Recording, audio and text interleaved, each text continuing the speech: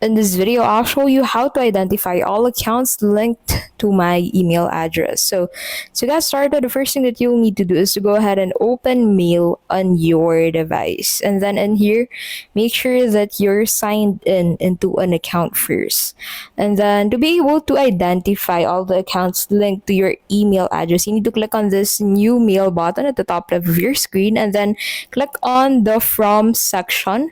So as you can see, if you actually have a lot of accounts signed in into your mail, you'll be able to find all of the mail accounts that are connected to your mail application from there. So you can select from what account you're sending from to that specific individual. And that is how you can basically identify all accounts linked to my email address.